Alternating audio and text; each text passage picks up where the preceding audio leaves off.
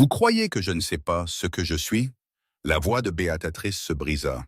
Elle faisait face à l'homme qui venait de lui offrir tout ce qu'elle n'avait jamais osé désirer. Je suis la femme dont on chuchote dans le dos. La sœur qui a survécu quand la plus belle est morte. Celle que Thomas ne pouvait même plus regarder après Clara. Ses mains tremblaient. Je ne suis le premier choix de personne, Monsieur Walker. Je ne l'ai jamais été. Ethan s'approcha. Ses yeux gris la fixaient avec une intensité qui lui serra la poitrine. Alors vous ne me connaissez pas du tout, mademoiselle Harper, dit-il doucement, parce que vous êtes mon unique choix pour toujours. Si cette histoire vous plaît, abonnez-vous à notre chaîne et restez avec nous jusqu'à la toute fin. Dites-nous dans les commentaires depuis quelle ville vous nous regardez. J'adorerais voir jusqu'où nos histoires voyagent. Maintenant, continuons avec le voyage de Béatrice et Ethan. 3 semaines plus tôt, Béatrice était en train de récurer le sol de la taverne. C'est là qu'elle avait surpris Madame Dalton parler à sa fille du nouveau cowboy en ville. Beau comme le péché et 2 fois plus dangereux, avait dit Madame Dalton. Il revient d'une transhumance, les poches pleines d'argent. Toutes les femmes célibataires de Larkspur vont lui courir après. Béatrice avait continué de frotter, ses mains à vif à cause du savon à la soude. Elle avait appris il y a longtemps à ne pas s'imaginer dans ce genre de conversation. Elle était l'exemple à ne pas suivre de la ville, pas la célibataire à marier. « Mère, n'est-ce que pas Béatrice Harper ?» avait chuchoté la fille, pas assez bas. Celle dont la sœur est morte en donnant naissance au bébé de Thomas Reed. Chut! On ne parle pas de ces choses-là, mais ils en avaient parlé. Pendant 2 ans, ils n'avaient parlé que de ça. Clara, belle et rayonnante, qui avait attiré l'œil de Thomas Reed et volé son cœur. Clara qui l'avait épousée lors du plus grand mariage que Larkspur ait jamais vu. Clara qui était morte en hurlant le nom de Béatrice, alors que le sang imbibait les draps. Béatrice était là. Elle avait tenu la main de Clara et regardé la vie de sa sœur s'éteindre. Puis elle avait vu Thomas boire jusqu'à la mort 6 mois plus tard. Il était incapable de vivre avec la culpabilité d'avoir survécu là où Clara avait échoué. Vous l'avez tué. C'est ce que la mère de Thomas avait sifflé à Béatrice pendant l'enterrement. C'est vous qui auriez dû l'épouser. C'est vous qui auriez dû mourir. Peut-être qu'elle était morte, pensa Béatrice en essorant le chiffon dans le seau. Peut-être que cette demi-vie à récurer les sols et à éviter les regards était une forme de mort en soi. Ce soir-là, la porte de la taverne s'était ouverte au moment où le soleil se couchait. Béatrice essuyait les tables, le dos endolori par des heures de travail. L'homme qui entra correspondait exactement à la description de Madame Dalton. Il était grand, large d'épaules, avec des cheveux sombres et des yeux gris qui semblaient tout observer sans jugement. Il portait la poussière de la piste sur ses bottes, et la fatigue des longs kilomètres se lisait sur ses épaules. « Bonsoir », avait-il dit au vieux Pete derrière le bar. « Un whisky et ce que vous avez de chaud à manger. » Béatrice s'était détournée, avec l'intention de finir son travail et de partir avant l'arrivée de la foule du soir. Mais alors l'homme l'avait regardée. Ce n'était pas le regard auquel elle était habituée, pas de la pitié, ni de la curiosité, ni l'évaluation cruelle de quelqu'un qui cataloguait mentalement ses échecs. C'était juste une reconnaissance. Elle existait. C'était tout. Il hocha la tête une fois, puis se retourna vers son whisky. Béatrice s'était réfugiée dans l'arrière-salle, le cœur battant pour des raisons qu'elle ne pouvait expliquer. « C'est Ethan Walker. » lui avait dit le vieux Pete plus tard. Il a acheté la propriété Morrison dans les collines. Il a payé comptant. Il dit qu'il va élever du bétail. Béatrice avait hoché la tête, prétendant que l'information ne signifiait rien pour elle. Mais 3 jours plus tard, Ethan Walker était revenu. Cette fois, il avait attendu qu'elle débarrasse sa table pour parler. « Comment vous appelez-vous » Béatrice s'était figée, ses mains agrippant le bord de son assiette. Personne ne lui demandait son nom. Tout le monde à Larkspur savait exactement qui elle était. « Béatrice » avait-elle réussi à dire. « Béatrice Harper. Ethan Walker. » Il avait tendu la main. Elle avait fixé ce simple geste de respect. Personne ne le lui avait offert depuis 2 ans. Ses doigts avaient tremblé alors qu'elle lui serrait brièvement la main. « Ravi de vous rencontrer, mademoiselle Harper. » Mademoiselle, pas pauvre Béatrice ou cette fille Harper ou l'un des autres noms qu'elle avait entendu chuchoter. Mademoiselle Harper, comme si elle était n'importe quelle autre femme célibataire de la ville. « Vous aussi, Monsieur Walker. » avait-elle murmuré. Il l'avait observé un instant, et Béatrice s'était préparée aux questions inévitables. Tout le monde voulait savoir pour Clara, pour Thomas, pour la tragédie qui l'avait marqué. Au lieu de ça, Ethan avait dit « Vous travaillez dur. Pete dit que vous êtes ici avant l'aube la plupart du temps. J'ai besoin de ce travail. Je respecte ça. » Il avait fait une pause, faisant tourner son verre de whisky dans ses mains. « Je cherche moi-même quelqu'un. Quelqu'un pour m'aider à tenir ma maison en ordre. Le ménage, la cuisine, les tâches ménagères en général. Je suis seul là-haut et je ne suis pas très doué pour les tâches domestiques. » Le cœur de Béatrice s'était remis à battre la chamade. « Vous me proposez du travail. Si ça vous intéresse, le salaire serait juste et le travail serait stable. Je ne cherche rien de plus qu'un travail honnête, mademoiselle Harper. Juste pour que nous soyons clairs là-dessus. » L'implication était évidente. Il avait entendu les rumeurs, lui aussi. Mais contrairement à tout le monde, il ne lui en tenait pas rigueur. « Je dois y réfléchir », avait-elle dit prudemment. « Bien sûr, je serai ici demain soir si vous voulez discuter des détails. » Il avait laissé de l'argent sur la table, plus qu'assez pour son repas et sa boisson, et il était sorti. Béatrice était restée là, tenant son assiette vide, l'esprit en ébullition. C'était une échappatoire, une chance de quitter la taverne, de quitter les rappels quotidiens de ce qu'elle avait perdu et de ce qu'elle n'aurait jamais. Mais c'était aussi terrifiant, aller travailler pour un étranger, vivre sur sa propriété, dépendre de sa bonne volonté. « Tu serais folle de refuser », avait dit le vieux Pete ce soir-là, alors qu'elle finissait son service. Ethan Walker a une bonne réputation. Il est honnête, juste et il a raison. Tu travailles plus dur que quiconque j'ai jamais engagé. Et si, avait commencé Béatrice avant de s'arrêter. Et si quoi? Et s'il est correct avec toi? Et si tu avais une chance d'avoir quelque chose de mieux que ça? Pete avait fait un geste vers la taverne crasseuse. « Béatrice, tu as 22 ans. Tu ne peux pas passer le reste de ta vie à te punir d'être celle qui a survécu. » Les mots l'avaient frappée comme un coup de poing. Elle était rentrée dans sa minuscule chambre louée et avait pleuré pour la première fois depuis des mois. Le lendemain soir, elle avait dit à Ethan, « Oui, j'accepte le poste, Monsieur Walker. » Il avait alors souri. C'était le premier vrai sourire qu'elle voyait de lui. Ça l'avait transformé son visage, le faisant paraître plus jeune, moins marqué par ce qu'il avait vécu sur la piste. « Bien. Pouvez-vous commencer la semaine prochaine? J'enverrai un chariot pour vous lundi matin.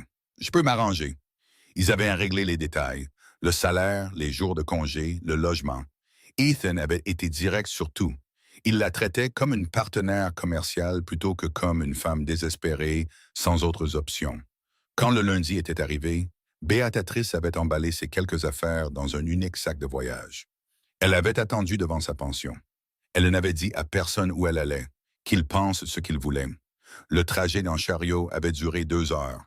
Ils avaient grimpé dans les collines où l'air était plus frais et les pins plus denses. La propriété d'Ethan était magnifique. Une petite cabane surplombant une vallée, avec une grange et quelques dépendances éparpillées sur le terrain défriché. Ethan attendait sur le porche. « Bienvenue à la propriété Morrison », avait-il dit. Quoique je suppose que c'est la propriété Walker maintenant. Il lui avait fait visiter la cabane. Il y avait une seule grande pièce en bas et une mezzanine au-dessus de la cuisine avec un poêle en fonte. La petite chambre à l'arrière serait la sienne. « Je dors dans la mezzanine », avait expliqué Ethan. « Cette chambre n'a pas été utilisée depuis des années, mais elle est à vous maintenant. Aménagez-la comme vous le voulez. » Béatrice se tenait sur le seuil de cette petite chambre. Elle ressentit quelque chose qu'elle n'avait pas ressenti depuis 2 ans. L'espoir. La première semaine avait été calme. Béatrice avait nettoyé la cabane de fond en comble, organisé la cuisine et commencé à préparer de vrais repas, au lieu des plats de célibataires dont Ethan se nourrissait. Il passait ses journées à travailler la terre, à réparer des clôtures, à se préparer pour le bétail qu'il prévoyait d'acheter au printemps. Ils avaient trouvé un rythme facile. Ethan partait à l'aube, revenait pour le repas de midi, puis travaillait jusqu'au crépuscule. Béatrice préparait le dîner et ils mangeaient ensemble, échangeant quelques mots sur le travail de la journée. C'était paisible, normal, tout ce que Béatrice pensait avoir perdu pour toujours. Puis, le vendredi soir de sa 2e semaine, Mme Dalton était arrivée. Béatrice pétrissait la pâte à pain quand elle avait entendu le chariot. Elle s'était essuyé les mains sur son tablier et était allée à la porte, s'attendant à une livraison. Au lieu de cela, elle avait trouvé Madame Dalton et 3 autres femmes de la ville descendant du chariot, leurs visages empreints de détermination. Mademoiselle Harper, avait dit froidement Madame Dalton, nous sommes venus parler à Monsieur Walker. Il est parti vérifier la clôture nord. Puis-je vous aider? Vous pouvez faire vos bagages et partir. Nous savons quel genre d'arrangement vous avez ici. L'estomac de Béatrice s'était noué. Je suis sa gouvernante, c'est comme ça qu'on appelle ça maintenant, avait ricané l'une des autres femmes, une jeune femme vivant seule avec un homme célibataire. C'est indécent. Nous ne le tolérerons pas, avait poursuivi Madame Dalton. Larkspur est une ville respectable, et nous ne tolérerons pas ce genre de comportement. Il n'y a aucun comportement à tolérer, avait dit Béatrice, gardant sa voix stable malgré la panique qui montait en elle. Je travaille pour Monsieur Walker. Je m'occupe de sa maison. C'est tout. Ce n'est jamais tout avec les femmes comme vous. Les mots avaient été comme une gifle. Les femmes comme vous. Comme si Béatrice avait fait quelque chose de mal. Comme si elle avait demandé tout ça. Vous devez quitter ma propriété. La voix d'Ethan avait tranché la conversation comme un couteau. Il était apparu sur le côté de la cabane, le visage durci. Monsieur Walker. Madame Dalton s'était tournée vers lui avec un sourire étudié. Nous sommes simplement inquiètes pour votre réputation. Ma réputation est ma propre préoccupation, et Mademoiselle Harper travaille pour moi en toute bienséance. Il n'y a rien d'indécent à employer une gouvernante. Mais vous comprenez sûrement ce que cela représente. Je comprends que vous êtes venu sur mes terres sans y être invité pour harceler mon employé. Ethan s'était interposé entre Béatrice et les femmes. Je vous demande une dernière fois de partir. Si vous ne le faites pas, je vous considérerai comme des intruses. Les femmes avaient échangé des regards choqués. Les hommes ne parlaient pas ainsi aux femmes respectables. Pas à Larkspur. Eh bien, avait soufflé Madame Dalton. Je vois que nous perdons notre temps. Mais retenez bien mes paroles, Monsieur Walker. Cet arrangement vous ruinera tous les deux. Alors, c'est notre choix, pas le vôtre. Bonne journée, mesdames. Elles étaient parties dans un tourbillon d'indignation et Béatrice était restée sur le porche à les regarder s'éloigner, les mains tremblantes. « Je suis désolée, avait-elle murmuré. Je n'ai jamais voulu vous causer de problème. Vous n'avez rien causé. » Ethan s'était tourné vers elle, ses yeux encore orageux de colère. Ce sont elles qui l'ont fait, et elles peuvent s'occuper de leurs propres affaires. Elles vont parler, elles vont dire des choses terribles. Laissez-les parler. Je connais la vérité, et vous aussi, c'est ce qui compte. Mais Béatrice savait que ce n'était pas si simple. Elle s'était réfugiée dans sa chambre et avait laissé les larmes couler, se détestant d'être faible, de se soucier de ce que ses femmes pensaient. Ethan avait frappé à sa porte 1 heure plus tard. « Mademoiselle Harper, Béatrice, pouvons-nous parler? » Elle avait ouvert la porte, les yeux encore rouges. « Je veux que vous compreniez quelque chose, » avait dit Ethan doucement. « Je me fiche de ce qu'elles disent. Je me fiche de ce qu'elles pensent. Vous êtes la meilleure chose qui soit arrivée à cet endroit depuis que je l'ai acheté, et je ne les laisserai pas vous chasser. Mais votre réputation, au diable ma réputation. Béatrice, regardez-moi. » Elle avait levé les yeux vers lui. « Vous n'êtes pas le problème ici. Vous ne l'avez jamais été. Ces femmes qui sont venues aujourd'hui, elles sont empoisonnées par leur propre amertume et leur étroitesse d'esprit. Ne les laissez pas vous faire sentir que vous êtes moins que ce que vous êtes. Je ne suis rien, avait murmuré Béatrice. Je suis la femme que tout le monde aurait souhaité voir mourir à la place de Clara. La mâchoire d'Ethan s'était crispée. Qui vous a dit ça? La mère de Thomas, à son enterrement. C'est la chose la plus cruelle que j'ai jamais entendue. C'est ce que tout le monde pense. Ce n'est pas ce que je pense. Ethan avait tendu la main, puis s'était arrêté, sa main retombant à son côté. Béatrice, je vous observe depuis ces 2 dernières semaines.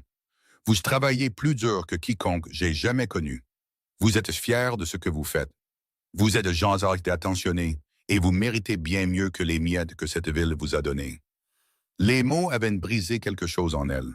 Béatrice s'était remise à pleurer, et cette fois, elle ne pouvait plus s'arrêter. Ethan était resté là, maladroitement, un instant, puis, avec précaution, si précautionneusement, il avait posé sa main sur son épaule. « Vous n'êtes pas rien, avait-il dit fermement, et quiconque dit le contraire est un imbécile. Cette nuit-là avait changé quelque chose entre eux. Beatrice avait cessé de voir Ethan comme son simple employeur, et Ethan avait cessé de prétendre qu'il ne la voyait que comme sa gouvernante. Ils avaient commencé à parler pendant le dîner, de vraies conversations sur leur vie. Ethan lui avait parlé de ses années sur les pistes de bétail, de la solitude du travail et de la violence dont il avait été témoin. Beatrice lui avait parlé de Clara, de la culpabilité qui la hantait encore, de la façon dont elle s'était sentie invisible toute sa vie. « Vous n'avez jamais été invisible pour moi », avait dit Ethan un soir. « Dès le premier instant où je vous ai vu dans cette taverne, je vous ai vu. Vraiment, je vous ai vu. »« Pourquoi ?» avait demandé Beatrice. « Pourquoi moi? Parce que vous étiez réel. Tous les autres dans Scatterville jouaient un rôle, se donnaient des armes. Mais vous essayez juste de survivre avec dignité. C'est rare, Beatrice. C'est précieux. » Les mots s'étaient installés en elle, réchauffant des endroits qui étaient froids depuis si longtemps. L'hiver approchait, et avec lui, la nécessité pour Ethan de faire un voyage à Denver pour des provisions. Il avait prévu d'y aller seul, mais la veille de son départ, il avait fait asseoir Beatrice avec une expression sérieuse. « Je dois vous demander quelque chose, et je veux que vous soyez honnête avec moi. » Le cœur de Beatrice s'était mis à battre la chamade. « D'accord. Êtes-vous heureuse ici? » La question l'avait prise au dépourvu. « Oui, très heureuse. Bien, parce que je suis heureuse aussi, plus heureux que je ne l'ai été depuis des années. » Il avait fait une pause, choisissant ses mots avec soin. « Beatrice, quand je reviendrai de Denver, j'aimerais avoir une conversation avec vous sur l'avenir. Notre avenir. Notre avenir. Je ne vous demande rien maintenant. Je veux juste que vous réfléchissiez à si vous seriez prête à envisager plus que ça. Plus qu'un employeur est une employée. » Beatrice l'avait regardé, l'esprit confus. « Ethan, je ne comprends pas. Vous pourriez avoir n'importe qui. N'importe laquelle de ces femmes convenables de la ville sauterait sur l'occasion. Je ne veux personne de la ville. Je vous veux vous. Mais je ne suis le premier choix de personne. Je ne l'ai jamais été. Alors vous ne me connaissez pas du tout, mademoiselle Harper. » Ethan s'était penché en avant, ses yeux gris intenses. « Parce que vous êtes mon unique choix, pour toujours. » Et voilà, la vérité qu'elle avait eu trop peur de croire, dite clairement dans le calme de la cabane qu'ils avaient construite ensemble. Beatrice avait tendu la main par-dessus la table et avait pris la sienne, sentant les callosités de années de dur labeur, sentant à la fois la force et la douceur. « Quand vous reviendrez de Denver, » avait-elle dit doucement, « j'aimerais beaucoup avoir cette conversation. » Ethan avait souri et Beatrice avait senti les derniers morceaux de son cœur brisé commencer à se réparer. Il était parti à l'aube le lendemain matin, promettant d'être de retour dans les 2 semaines. Beatrice l'avait regardé partir à cheval et avait senti pour la première fois de sa vie qu'elle était le premier choix de quelqu'un, après tout. Si vous ou quelqu'un que vous connaissez traversez une période difficile, un soutien gratuit est disponible. Trouvez des ressources. Mais 2 semaines s'étaient transformées en 3, et l'espoir de Beatrice avait commencé à tourner à quelque chose de plus sombre. La première semaine après le départ d'Ethan, elle s'était jetée dans le travail. Elle avait réparé le poulailler, réorganisé le garde-manger et même commencé à raccommoder ses chemises usées. Chaque tâche était un moyen de garder ses mains occupées et son esprit loin des vieilles peurs. Le 8e jour, Sarah Morrison était arrivée. Beatrice étendait le linge quand elle avait entendu le cheval. Une femme dans la trentaine, bien habillée et avec des yeux durs et un sourire étudié, était descendue de sa monture et s'était dirigée vers elle avec l'assurance de quelqu'un qui sait exactement ce qu'elle veut. « Vous devez être la gouvernante », avait dit Sarah, sans prendre la peine de se présenter. « Je le suis. Puis-je vous aider? »« Je suis Sarah Morrison. C'était de la propriété de ma famille avant qu'Ethan ne l'achète. » Les mains de Beatrice s'étaient immobilisées sur la corde à linge. « Je vois. J'en suis sûr. » Les yeux de Sarah avaient parcouru la cabane, la cour soignée, et les améliorations qu'Ethan avait apportées. Je connaissais Ethan avant qu'il ne parte pour les transhumances. Nous étions proches. Le mot était resté en suspens entre elles, lourd de sous-entendus. Si vous cherchez M. Walker, il est à Denver pour affaires. Je sais où il est. Sarah s'était approchée. Je sais aussi ce qu'il vous a dit avant de partir. Le sang de Beatrice s'était glacé. Je ne sais pas de quoi vous parlez. S'il vous plaît. Les murs de cette école sont fins. et mon frère travaille toujours sur les terres adjacentes à cette propriété. Il a tout entendu. Le sourire de Sarah s'était aiguisé. Ethan a toujours eu une faiblesse pour les hommes perdus. Mais laissez-moi vous donner un conseil, mademoiselle Harper. Les hommes disent beaucoup de choses quand ils sont seuls. Ça ne veut pas dire qu'ils tiendront parole quand ils se souviendront de ce qu'ils veulent vraiment. Et vous pensez qu'il vous veut, vous? Je sais qu'il me veut. Nous avions un accord avant son départ. Quand il reviendra avec de l'argent en poche et des projets pour l'avenir, il se souviendra de sa place. Béatrice s'était forcée à croiser le regard de Sarah. Alors, vous n'avez rien à craindre, n'est-ce pas? Sarah avait ri, un son cassant. Je vous aime bien, mademoiselle Harper. Vous avez du crâne, mais le crâne ne retiendra pas un homme comme Ethan Walker. Il a besoin de quelqu'un qui puisse se tenir à ses côtés en société. Quelqu'un qui apporte plus à la table que des sols propres et des repas chauds. Elle avait enfourché son cheval et s'était éloignée, laissant Béatrice dans la cour avec du linge humide et un cœur plein de doutes. Cette nuit-là, Béatrice avait à peine dormi. Les mots de Sarah s'étaient insinués sous sa peau comme des échardes. Et si Ethan avait été gentil avec elle par pitié? Et si ses promesses étaient nées de la solitude? Rien de plus. Le lendemain matin, elle avait trouvé une lettre glissée sous la porte. L'écriture était inconnue, mais le message était clair. Quittez la propriété Walker avant de détruire un autre homme. Le sang de Thomas est sur vos mains. N'ajoutez pas celui d'Ethan. Béatrice avait brûlé la lettre dans le poêle, regardant le papier se recroqueviller et noircir. Elle s'était dit que ça n'avait pas d'importance, que les menaces anonymes de lâche ne signifiaient rien. Mais les lettres avaient continué à arriver, une chaque matin, chacune plus vicieuse que la précédente. Ethan mérite mieux que de la marchandise endommagée. Votre sœur est morte parce que Dieu savait que vous n'étiez pas digne d'être aimé. Combien d'hommes ruinerez-vous avant que quelqu'un ne vous arrête? Le 14e jour, Béatrice coupait du bois quand elle avait entendu des cavaliers approcher. 3 hommes cette fois, menés par Samuel Dalton, le mari de Madame Dalton. Mademoiselle Harper avait appelé Samuel sans prendre la peine de descendre de cheval. Nous sommes ici au nom du conseil municipal. Béatrice avait posé la hache avec précaution. Que me veut le conseil municipal? Nous avons reçu des plaintes concernant votre présence ici. De multiples plaintes de citoyens inquiets. Inquiets de quoi? De la bienséance, de ce que votre arrangement avec M. Walker représente pour la fibre morale de notre communauté. Béatrice avait senti la rage monter en elle, chaude et vive.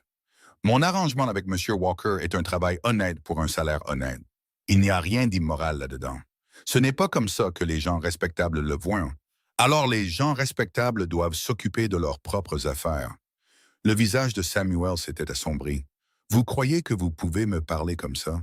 Vous croyez que parce qu'Ethan Walker vous a montré un peu de carité, vous êtes irréprochable? Je crois que je suis sur une propriété privée et que vous êtes des intrus. Cette propriété appartient à un homme qui n'est pas là pour défendre sa réputation. Nous lui rendons service en harcelant son employé. Béatrice s'était avancée, sa peur se consumant face à sa colère. En venant sur ses terres sans y être invité et en proférant des menaces. C'est ça la fibre morale que vous protégez? L'un des autres hommes avait bougé sur sa selle. Sam, peut-être qu'on devrait... Tais-toi, John. Samuel s'était retourné vers Béatrice. Vous avez jusqu'au retour de Walker pour faire vos bagages et partir. Si vous êtes encore là quand il reviendra, nous nous assurerons qu'il sache exactement quel genre de femme il a hébergé. Et quel genre de femme est-ce? Le genre qui fait tuer les hommes. Les mots avaient été un coup physique. Béatrice était restée là, incapable de parler, tandis que les hommes s'éloignaient à cheval. Elle était rentrée et avait verrouillé la porte, ses mains tremblant si fort qu'elle pouvait à peine tourner la clé. Le genre qui fait tuer les hommes. Comme si la mort de Thomas avait été de sa faute. Comme si elle l'avait forcé à boire jusqu'à une mort prématurée. Cette nuit-là, elle avait pris une décision. Elle partirait. Non pas parce qu'il l'avait effrayée, mais parce qu'elle ne pouvait supporter l'idée qu'Ethan rentre dans une ville retournée contre lui à cause d'elle. Il avait travaillé trop dur pour construire quelque chose ici. Elle ne serait pas la raison pour laquelle il le perdrait. Elle avait commencé à faire ses bagages à l'aube du 15e jour, son cœur se brisant à chaque objet qu'elle pliait dans son sac de voyage. Elle lui laisserait une lettre expliquant tout. Il comprendrait. Il verrait qu'elle faisait ça pour le protéger. Elle était en train d'écrire cette lettre quand elle avait entendu le cheval. Béatrice avait levé les yeux, s'attendant à une autre menace, un autre ultimatum. Au lieu de cela, elle avait vu Ethan descendre de cheval, 3 jours plus tôt que prévu, son visage marqué par l'épuisement et autre chose. La peur. Béatrice. Il avait fait éruption par la porte. Dieu merci, j'ai reçu un télégramme. Il s'était arrêté, remarquant le sac à moitié fait, la lettre sur la table, son visage taché de larmes. Que se passe-t-il? Pourquoi faites-vous vos bagages? Béatrice avait essayé de parler, mais les mots étaient restés coincés dans sa gorge. Ethan avait traversé la pièce en 3 enjambées. Parlez-moi, s'il vous plaît. Vous n'auriez pas dû revenir, avait-elle murmuré. Quoi? Ils sont venus. Les gens de Madame Dalton, le conseil municipal, tout le monde. Ils vont vous détruire à cause de moi. Je me fiche de ce qu'ils... Sarah Morrison est venue. Elle a dit que vous aviez un accord avant votre départ. L'expression d'Ethan avait changé pour quelque chose de douloureux.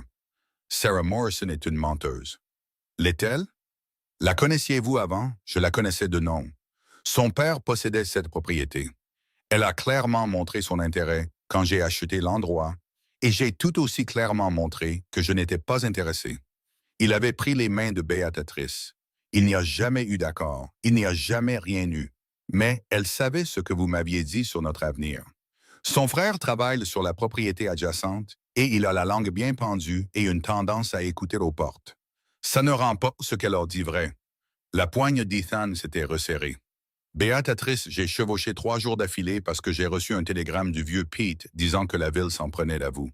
J'ai à peine dormi parce que je ne supportais pas l'idée que vous soyez ici seul à affronter leur poison. Je ne peux pas les laisser vous faire du mal à cause de moi. Ils ne me font pas de mal. Ils essaient de vous faire du mal à vous, et je ne le permettrai pas. Ils l'avaient tiré plus près. Écoutez-moi, je suis allé à Denver pour des provisions. Oui, mais j'y suis aussi allé pour ça. Il avait sorti de sa poche une petite boîte en velours. Le cœur de Béatrice s'était arrêté. Ethan, je sais que j'ai dit que nous aurions une conversation à mon retour. Je sais que j'allais y aller doucement. Vous donnez le temps de réfléchir. Il avait ouvert la boîte, révélant un simple anneau en or avec un petit diamant. Mais je ne veux plus attendre. Je ne veux plus leur donner d'autres occasions de vous faire douter de vous-même ou de nous. Vous ne pouvez pas être sérieux. Je n'ai jamais été plus sérieux de ma vie. Ethan s'était agenouillé. Béatrice Harper, vous êtes la seule femme que je veux. La seule femme que je voudrais jamais. Épousez-moi. Pas parce que ça fera taire les commères, même si ce sera le cas. Pas parce que c'est pratique, même si ça l'est. Épousez-moi parce que je vous aime et que je ne peux pas imaginer ma vie sans vous. Béatrice le regardait, l'esprit confus. Je vous aime. Depuis le moment où je vous ai vu récurer ce sol de taverne avec plus de dignité que les soi-disant femmes respectables de cette ville ne pourraient jamais espérer en avoir. J'aime votre force, votre gentillesse, votre refus d'être brisé par des gens qui auraient dû vous protéger. Sa voix s'était brisée. Je vous aime, Béatrice. Dites oui. Ils ne l'accepteront jamais. Ils feront de votre vie un enfer. Notre vie. Et je me fiche de ce qu'ils acceptent. M'aimez-vous? La question était restée en suspens entre eux. Béatrice avait regardé cet homme qui avait chevauché 3 jours d'affilée pour la protéger, qui s'était opposé au jugement de la ville, qui l'avait vu au plus bas et avait trouvé quelque chose à aimer. Oui, avait-elle murmuré. Que Dieu me vienne en aide. Oui, je vous aime. Alors dites oui à tout le reste. Dites que vous m'épouserez. Dites que vous construirez cette vie avec moi. Dites que vous arrêterez de laisser les autres vous dire ce que vous valez. Oui. Le mot était sorti plus fort cette fois. Oui, je vous épouserai. Ethan s'était relevé d'un bond et l'avait embrassé, et Béatrice avait senti 2 ans de chagrin et de honte commencer enfin à se dissiper. Mais leur soulagement avait été de courte durée. Le lendemain matin, le révérend Thomas était arrivé avec Samuel Dalton et 2 autres membres du conseil municipal. Béatrice avait regardé par la fenêtre, tandis qu'Ethan les rencontrait dans la cour. Monsieur Walker, avait dit gravement le révérend Thomas, « Nous devons vous parler de votre gouvernante. Mademoiselle Harper n'est plus ma gouvernante. Elle est ma fiancée. » Le silence qui avait suivi avait été assourdissant.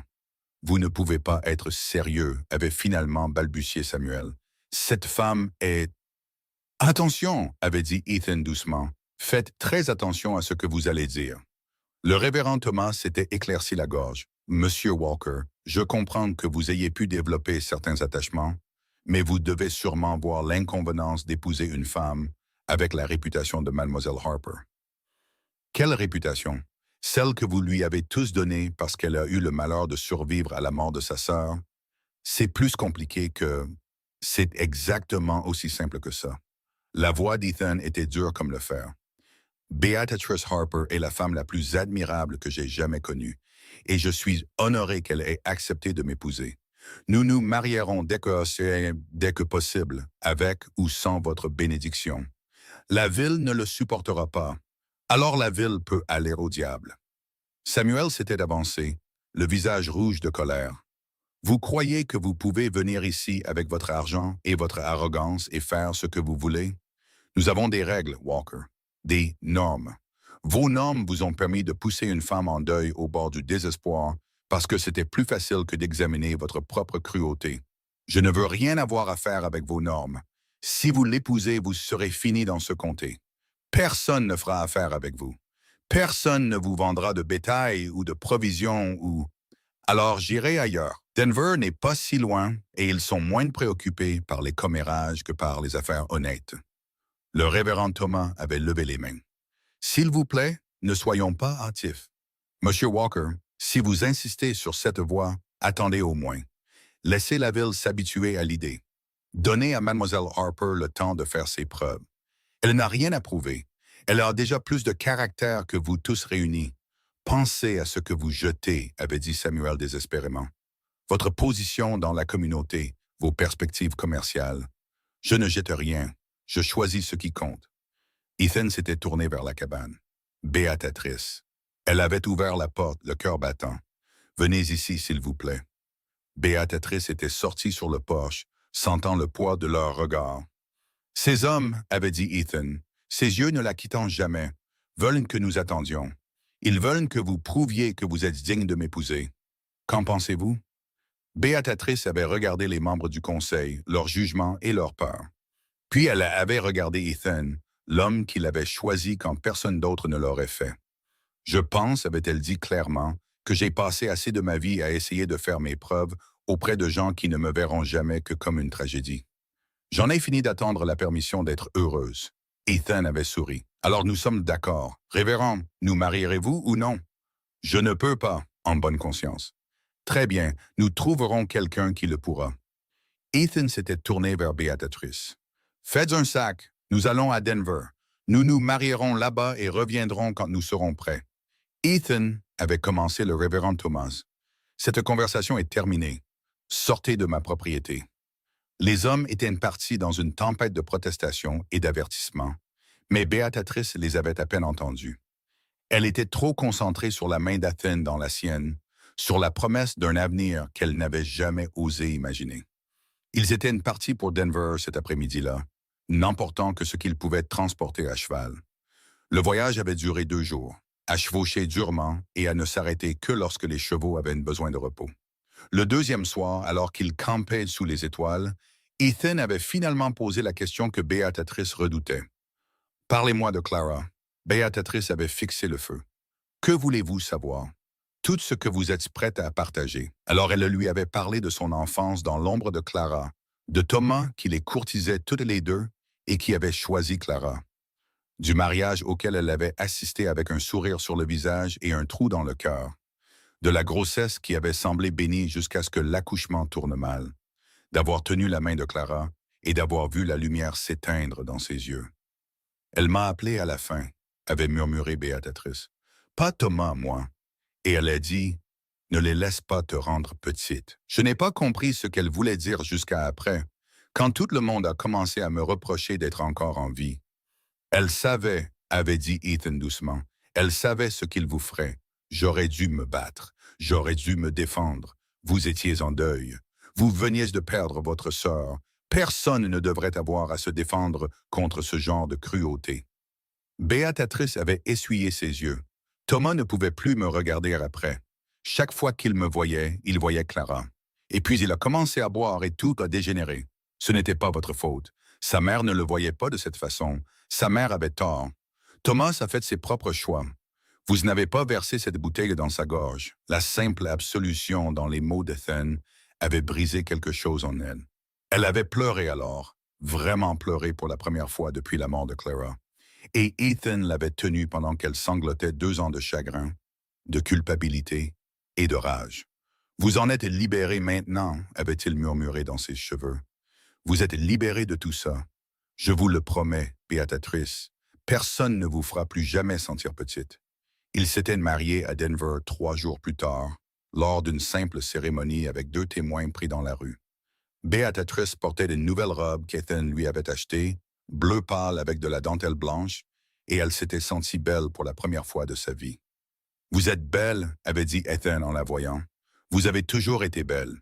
Ce sont tous les autres qui étaient aveugles. » La cérémonie avait été brève, mais lorsque le juge les avait déclarés mari et femme, Béatrice avait senti le poids du passé se lever enfin de ses épaules. Cette nuit-là, dans une chambre d'hôtel qui sentait la lavande et les nouveaux départs, Ethan l'avait embrassée doucement. « Nous ne sommes pas obligés, avait-il commencé. « Je le veux, avait dit Béatrice. « Je veux tout, Ethan. Plus d'attente, plus de peur. » Et pour la première fois de sa vie, Béatrice Harper, maintenant Béatrice Walker, s'était sentie choisie. Pas comme une deuxième option ou un lot de consolation, mais comme le premier et unique choix de quelqu'un.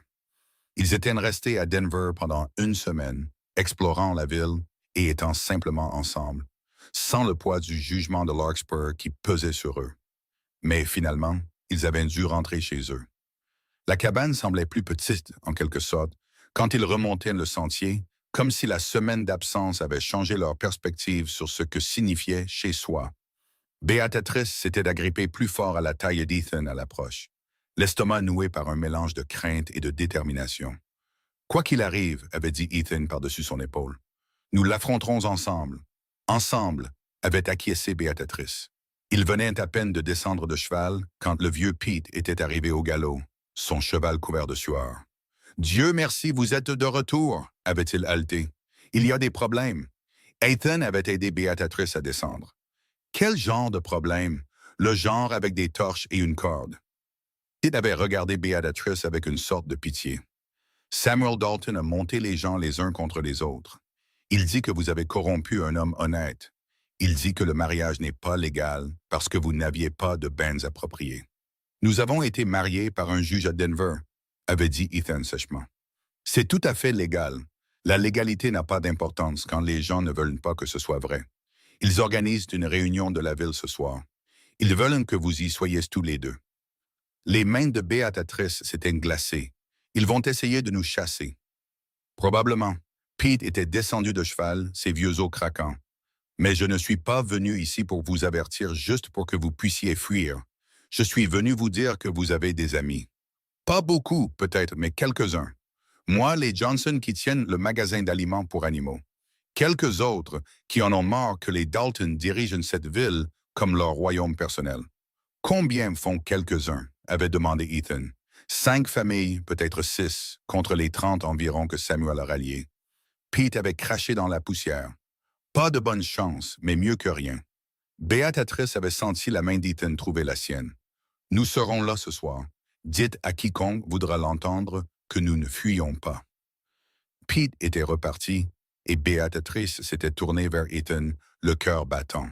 Peut-être que nous devrions fuir, recommencer ailleurs où personne ne nous connaît. Non. La voix d'Ethan était d'acier. J'ai acheté cette terre honnêtement. Je vous ai épousé légalement et en bonne et due forme. Nous n'avons rien fait de mal, et je serais damné si je les laisse nous chasser de notre propre propriété. Ethan, ils ont des torches et une corde. Ce ne sont pas que des paroles en l'air, je sais. Il lui avait pris le visage entre ses mains. Mais si nous fuyons maintenant, nous fuirons pour toujours.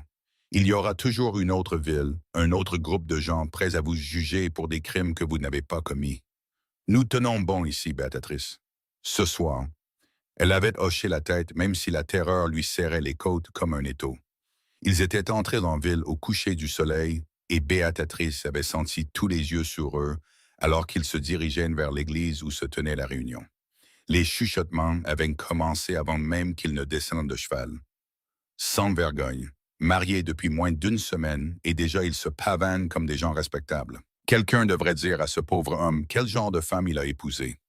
La mâchoire d'Ethan s'était crispée, mais il avait simplement offert son bras à Béatrice et était entré avec elle dans l'église comme s'ils en étaient des propriétaires. À l'intérieur, les bancs étaient bondés. Samuel Dalton se tenait à l'avant comme un procureur, le visage rouge de colère vertueuse. Le révérend Thomas était assis derrière lui, l'air mal à l'aise mais complice. « Eh bien, » avait dit Samuel à voix haute, « les coupables sont arrivés. »« Nous ne sommes coupables de rien, » avait répondu calmement Ethan, « sauf peut-être d'avoir mal choisi où nous installer. » Quelques rires nerveux avaient parcouru la foule, rapidement réduits au silence par le regard de Samuel. « Vous croyez que c'est une blague, Walker? Vous croyez que vous pouvez venir dans notre ville, séduire une de nos femmes? Je n'ai séduit personne. J'ai épousé ma femme lors d'une cérémonie légale à Denver. Si vous avez un problème avec ça, adressez-vous au juge territorial. » Votre femme! Sarah Morrison s'était levée du troisième banc, sa voix dégoulinant de mépris. C'est la meilleure. Tout le monde sait ce qu'elle est vraiment. Attention, avait dit Ethan, sa voix baissant à un ton dangereux. Ou quoi? Vous allez défendre son honneur? Elle n'a pas d'honneur à défendre. Béatrice avait senti les mots comme des coups physiques. Mais avant qu'elle ne puisse répondre, quelqu'un d'autre avait parlé. Ça suffit. Tout le monde s'était retourné. Elizabeth Johnson, la femme du propriétaire du magasin d'aliments, s'était levée, son visage rond empreint de détermination. « Madame Morrison, vous courez après M. Walker depuis qu'il est arrivé en ville. Nous le savons tous. Et nous savons tous qu'il ne vous a jamais accordé un second regard. » Elizabeth avait regardé autour d'elle dans l'église. Peut-être que c'est de ça qu'il s'agit en réalité. Pas de moralité, pas de décence, juste une femme éconduite et un groupe de fouineurs qui n'ont rien de mieux à faire que de démolir quelqu'un qui a déjà traversé l'enfer. « Comment osez-vous » avait commencé Sarah. « Comment oserais-je dire la vérité? » Beatrice Harper a perdu sa sœur en couche. Elle a vu Thomas Reed boire jusqu'à la mort, et au lieu de lui offrir du réconfort, cette ville s'est retournée contre elle comme une meute de loups. La voix d'Elizabeth s'était élevée. « Nous devrions avoir honte de nous-mêmes. »« Emmène à ça » avait crié le vieux Pete depuis le fond. Samuel avait frappé du poing sur la chair. Il ne s'agit pas du passé. Il s'agit du présent, d'un homme et d'une femme vivant dans le péché. Ils sont mariés, avait rétorqué Elizabeth. Sans Ben, sans témoins appropriés de cette communauté. Nous avions des témoins, avait dit Béatrice, trouvant enfin sa voix. Deux personnes à Denver qui ont eu la gentillesse de nous soutenir quand nos propres voisins ne l'ont pas fait. Vous voyez, Samuel avait fait un geste sauvage vers elle. Elle l'admet. Ils se sont faufilés comme des voleurs dans la nuit parce qu'ils savaient que ce qu'ils faisaient était mal. Nous sommes partis, avait dit Ethan clairement, parce que je refusais de soumettre ma femme à un jour de plus de votre cruauté. Nous sommes partis parce qu'à chaque fois qu'elle mettait le pied dehors, quelqu'un lui faisait sentir qu'elle ne méritait pas d'exister. Nous sommes partis parce que cette ville avait déjà décidé qu'elle était coupable avant même qu'elle n'ait commis le moindre crime. Elle a tué Thomas Reed. L'accusation était venue du premier rang. Martha Reed, la mère de Thomas, s'était levée, des larmes coulant sur son visage. Elle a tué mon garçon aussi sûrement que si elle lui avait mis un pistolet sur la tempe. Il ne pouvait pas vivre avec la culpabilité d'avoir survécu quand Clara est morte. Et chaque fois qu'il la voyait, il se souvenait de ce qu'il avait perdu. Béatrice avait senti quelque chose en elle se briser enfin. Elle s'était avancée, se dégageant de la main d'Ethan quand il avait essayé de l'arrêter. « Vous avez raison », avait-elle dit, sa voix stable malgré les larmes qui brouillaient sa vision. Thomas ne pouvait pas vivre avec la culpabilité. Mais de qui était cette culpabilité, Madame Reed? Était-ce la culpabilité de la mort de Clara? Ou était-ce la culpabilité d'avoir épousé ma sœur tout en étant amoureux de quelqu'un d'autre? L'église était devenue silencieuse. « De quoi parlez-vous » avait murmuré Martha. « Clara m'a dit la vérité avant de mourir. Thomas l'a demandé en mariage parce que votre famille avait besoin de l'alliance avec l'entreprise de notre père. Il a fait son devoir. Il était gentil avec Clara, même tendre parfois, mais il ne l'a jamais aimée. Et Clara le savait. C'est un mensonge. Vraiment? Demandez à quiconque les a vus ensemble. Demandez-vous pourquoi Thomas a commencé à boire avant même que Clara ne tombe enceinte. Demandez-vous pourquoi il pouvait à peine regarder sa propre femme vers la fin. Le visage de Martha s'était décomposé. Vous mentez pour vous sauver. Je vous dis la vérité pour nous libérer toutes les deux. Béatrice sentait maintenant les larmes couler sur son propre visage. J'aimais ma sœur. Je serais morte à sa place si j'avais pu. Mais je ne l'ai pas tué et je n'ai pas tué Thomas. Ils étaient tous les deux les victimes d'un système qui valorisait le devoir plus que l'amour, les apparences plus que l'honnêteté. Elle s'était tournée pour faire face à la congrégation. Vous voulez me blâmer parce que c'est plus facile que d'admettre que vous avez tous joué un rôle là-dedans. Vous avez poussé Thomas et Clara ensemble parce que ça avait du sens sur le papier. Vous avez ignoré les signes qu'ils luttaient. Et quand Clara est morte, vous aviez besoin de quelqu'un pour porter votre culpabilité collective, alors vous m'avez choisi. C'est un blasphème, avait dit faiblement le révérend Thomas. C'est la vérité, avait dit fermement Elizabeth Johnson. Et il est grand temps que quelqu'un la dise. Samuel avait regardé autour de lui, voyant son soutien vaciller. Même si ce qu'elle dit est vrai, et je ne le concède pas, ça ne change rien au fait qu'elle et Walker ont bafoué les normes de notre communauté. Vos normes sont le problème, avait dit Ethan. Vous avez bâti une communauté sur le jugement et la peur au lieu de la compassion et de la vérité. Je ne veux rien avoir à faire avec ça. Alors partez, avait crié quelqu'un. Non, Ethan avait attiré Béatrice près de lui. C'est notre maison. Nous restons, et si ça ne vous plaît pas, vous êtes les bienvenus pour nous éviter, mais nous avons fini de nous excuser d'exister. Vous serez mis à l'écart, avait prévenu Samuel. Personne ne fera affaire avec vous. Personne ne vous vendra de provisions ou n'achètera votre bétail ou... Alors j'irai à Denver ou à Boulder ou n'importe où ailleurs où l'on s'intéresse plus aux affaires honnêtes qu'aux petites rancunes. Vous vous croyez tellement meilleur que nous, n'est-ce pas? La voix de Sarah Morrison était stridente de fureur. Vous et votre petite femme tragique, si noble, si incompris. Je pense que nous avons terminé ici. Ethan avait commencé à se détourner. Attendez, le révérend Thomas s'était levé, le visage troublé. Monsieur Walker, Madame Walker, je vous dois à tous les deux des excuses. L'Église avait éclaté en murmures choqués. Révérend, avait commencé Samuel. Non, Samuel, laisse-moi parler. Thomas avait regardé Béatrice avec un remords sincère. J'aurais dû parler quand les gens ont commencé à répandre des rumeurs après la mort de Clara.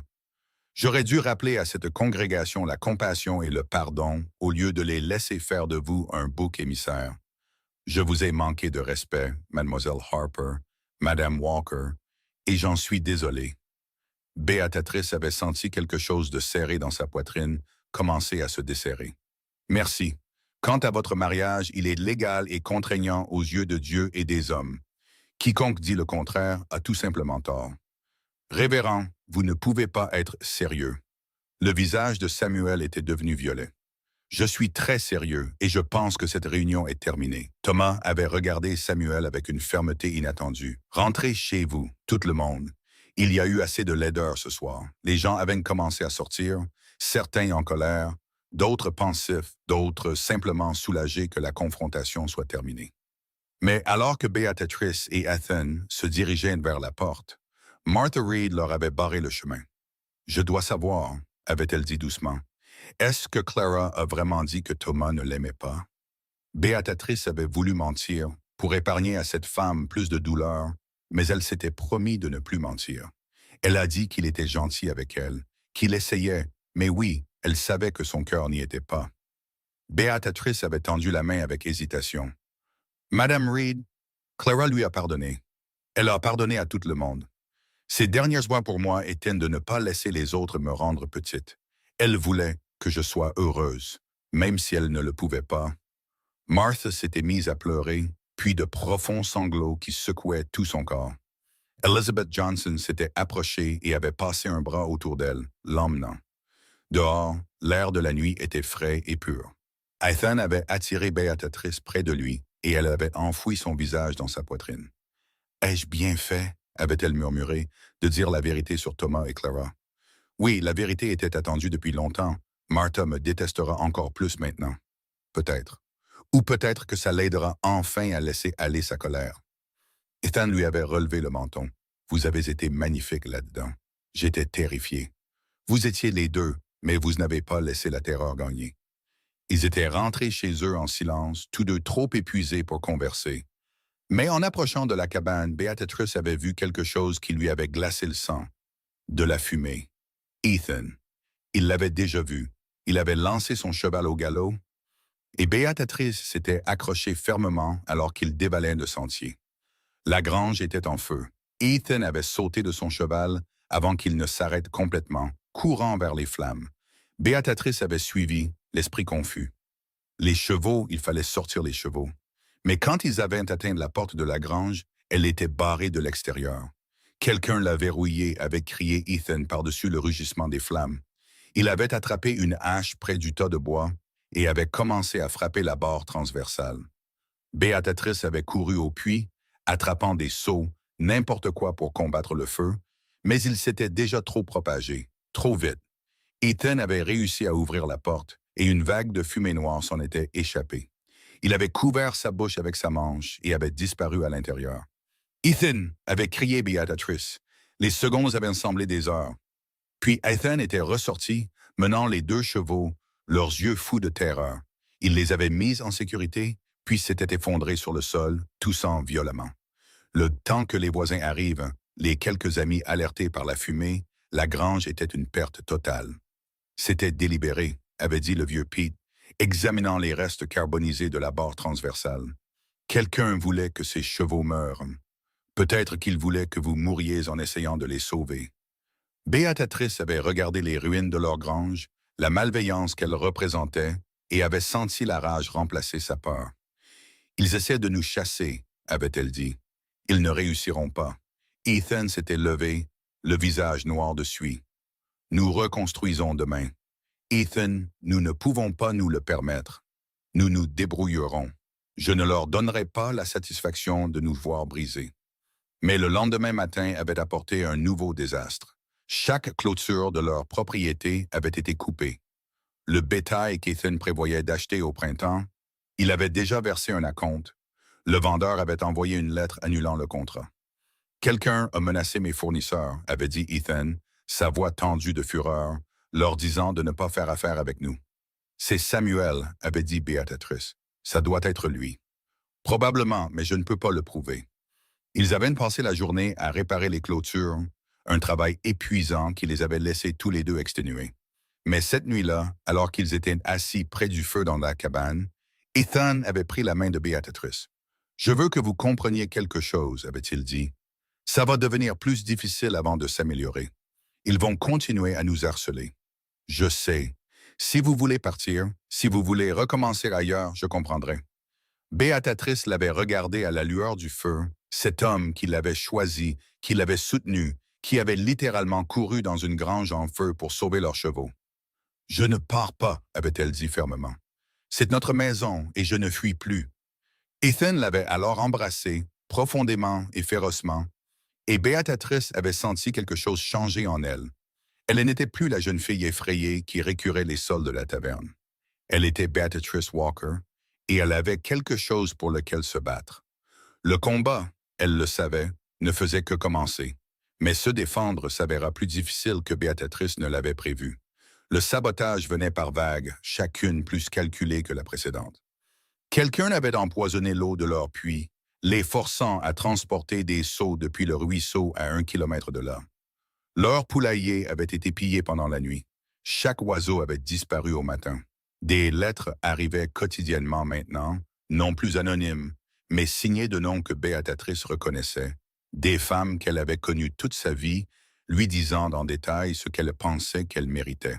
« Ne les lisez pas », avait dit Ethan, lui prenant une lettre particulièrement vicieuse des mains. « Ne leur donnez pas ce pouvoir, je dois savoir à quoi nous sommes confrontés. Nous sommes confrontés à des lâches qui se cachent derrière le papier et l'obscurité. » Il avait jeté la lettre dans le feu. Rien dans ces mots n'est vrai. Mais le pire était arrivé 3 semaines après l'incendie de la grange, quand Ethan était parti dans le comté voisin pour acheter des provisions. Il était parti à l'aube, promettant d'être de retour avant la tombée de la nuit. Beatrice était seule quand elle avait entendu le chariot remonter le sentier. Elle était allée à la porte, s'attendant à Ethan. Au lieu de cela, elle avait trouvé Samuel Dalton avec 4 autres hommes, tous armés. « Madame Walker », Samuel avait dit, son ton se moquant du traître. Nous devons avoir une conversation. Mon mari n'est pas là, nous le savons. C'est pourquoi nous sommes venus maintenant. Samuel était descendu de cheval et les autres avaient suivi. Nous vous avons donné de nombreuses chances de partir pacifiquement. Vous avez refusé. Alors maintenant, nous vous faisons une offre que vous ne pouvez pas refuser. La main de Beatrice avait trouvé le fusil qu'Ethan gardait près de la porte. Elle l'avait levé lentement, le cœur battant. Sortez de notre propriété. Samuel avait ri. Vous allez nous tirer dessus toutes les 5?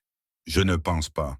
Je vous tirerai dessus en premier et ça donnera peut-être aux autres le temps de reconsidérer leur choix de vie. L'un des hommes avait bougé nerveusement.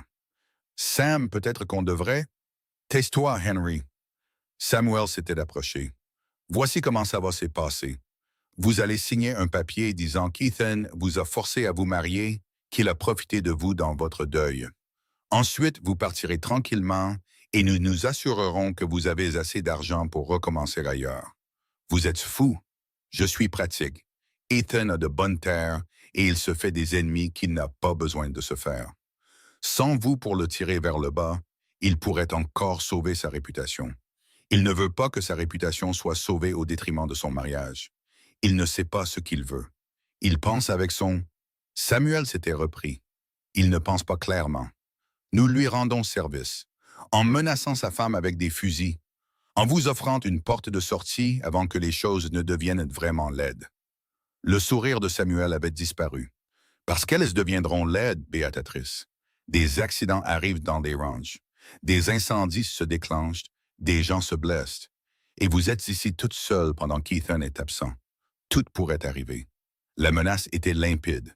Le doigt de Beatrice s'était resserré sur la gâchette. Partez maintenant ou je commence à tirer. Vous ne le ferez pas. Elle avait tiré. La balle avait touché la terre à 60 centimètres des bottes de Samuel et les 5 hommes avaient reculé d'un bond. La prochaine ira plus haut, avait dit Beatrice, rechargeant une autre cartouche. Sortez de ma propriété. Ils s'étaient retirés vers leurs chevaux, mais Samuel avait crié en retour. Vous venez de faire une grosse erreur, Madame Walker. Une très grosse erreur. Beatrice était restée sur ce porche avec le fusil jusqu'à ce qu'il disparaisse sur le sentier. Puis elle était rentrée, avait verrouillé la porte et avait vomi dans la bassine. Ses mains tremblaient encore quand Ethan était revenu ce soir-là. Elle lui avait tout raconté et elle avait vu son visage passer de l'inquiétude à la fureur, puis à quelque chose de froid et de dangereux. Ils vous ont menacé dans notre maison. Ethan, ne faites rien de stupide. Stupide serait de les laisser penser qu'ils peuvent intimider ma femme. Il s'était dirigé vers la porte. Beatrice lui avait attrapé le bras. S'il vous plaît, c'est ce qu'ils veulent. Ils veulent que vous alliez en ville en colère et que vous fassiez quelque chose qui vous fera arrêter. Ou pire, alors je suis censé ne rien faire. Non, nous sommes censés être intelligents. Beatrice avait pris une profonde inspiration. Demain, nous allons à Boulder. Nous déposons un rapport auprès du Marshal territorial. Nous documentons tout. L'incendie de la grange, le puits empoisonné, les menaces d'aujourd'hui. Nous faisons ça légalement. Ethan l'avait tiré près de lui. Je ne supporte pas l'idée qu'il vienne d'ici pendant que je suis parti. Je ne peux pas. Alors nous y allons ensemble à partir de maintenant. Plus question de me laisser seul. Ils étaient allés à Boulder le lendemain et Beatrice avait raconté son histoire au Marshal James Crawford, un homme buriné d'une 50aine d'années qui avait écouté avec une alarme croissante. C'est sérieux, avait dit Crawford. Incendie criminel, tentative d'intimidation avec des armes, destruction de biens. Si vous êtes prête à témoigner, je peux émettre des mandats. Nous sommes prêts, avait dit fermement Ethan. Bien, je devrais venir à Larkspur, mener des entretiens, rassembler des preuves. Ça prendra du temps et ça ne vous rendra pas populaire. Nous ne cherchons pas la popularité. Nous cherchons la justice. Crawford était venu à Larkspur 2 jours plus tard avec un adjoint et la ville avait explosé. Samuel Dalton avait engagé un avocat de Denver, affirmant que les accusations étaient fabriquées, que Beatrice était une femme hystérique inventant des histoires pour couvrir ses propres péchés. Quel péché serait-ce? Avait demandé sèchement Crawford lors de l'audience initiale au tribunal territorial. Elle a tué le neveu de mon client, avait dit l'avocat avec aisance. Thomas Reed. Elle l'a poussé à boire par sa présence constante. Ses rappels constants de sa femme décédée.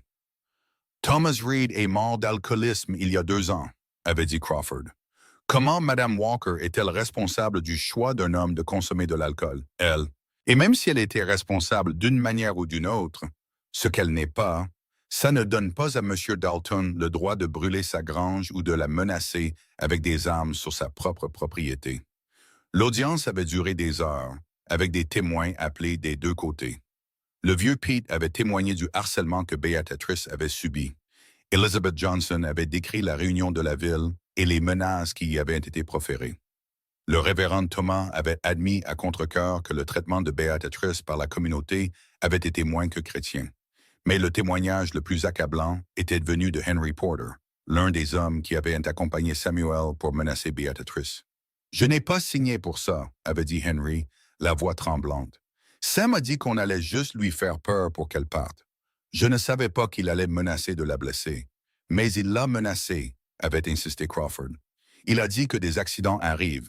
Il a dit qu'elle était seule et vulnérable, et que nous pouvions nous assurer qu'elle comprenne les conséquences de son séjour. » L'avocat de Samuel avait essayé de discréditer Henry, mais le mal était fait. Le juge avait émis une ordonnance restrictive interdisant à Samuel et à ses associés de s'approcher à moins d'1,5 kilomètre de la propriété Walker. « Ce n'est pas fini », avait sifflé Samuel en quittant le tribunal. « Vous croyez qu'un bout de papier vous protégera? » Mais ce n'était pas le papier qui les avait protégés. C'était ce qui s'était passé ensuite. 3 jours après l'audience, Sarah Morrison était venue à la cabane, seule. Beatrice étendait le linge quand elle avait vu le cheval approcher. Elle avait tendu la main vers le fusil, mais quelque chose dans la posture de Sarah l'avait arrêtée. La femme avait de l'air vaincue, pas dangereuse. « Je dois vous parler », avait crié Sarah. « S'il vous plaît, juste 5 minutes. » Beatrice s'était approchée de la clôture, gardant ses distances. « Parlez. » Sarah était descendue lentement. « Je vous dois des excuses. Pour quelle partie? Me dire qu'Ethan ne voulait pas de moi, répandre des rumeurs, participer à la campagne pour nous chasser? Tout. » La voix de Sarah s'était brisée. J'étais jalouse. Je suis jalouse depuis le jour où Ethan a acheté cette propriété et vous a regardé au lieu de moi. Alors vous avez essayé de détruire ma vie. Je pensais que si vous partiez, il me verrait vraiment. Sarah avait ri amèrement. Mais j'avais tort, il ne me voit pas parce qu'il n'y a rien à voir, et j'ai gâché 2 ans de ma vie à courir après un homme qui ne m'a jamais voulu, tout en devenant quelqu'un que je ne reconnais pas. Beatrice avait étudié l'autre femme, voyant un remords sincère sous la bravade. Pourquoi me dites-vous ça maintenant? Parce que Samuel prépare quelque chose de grave. Sarah s'était approchée. Il ne laissera pas l'ordonnance restrictive l'arrêter. Il parle de faire passer ça pour un accident.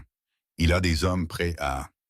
Elle s'était arrêtée, déglutissant difficilement. Beatrice, vous devez partir. Prenez Ethan et allez quelque part en sécurité. Nous ne quittons pas notre maison. Alors vous allez mourir tous les deux. Les yeux de Sarah s'étaient remplis de larmes. J'ai fait des choses terribles, mais je ne veux pas de votre sang sur mes mains. S'il vous plaît. Qu'est-ce que Samuel prépare exactement? Je ne connais pas les détails, mais ça va arriver bientôt, dans la semaine. Sarah avait enfourché son cheval. C'est tout ce que je peux vous dire. Je quitte Larkspur. Je ne peux plus faire partie de ça. Elle s'était éloignée, et Beatrice était restée là, essayant de digérer l'avertissement.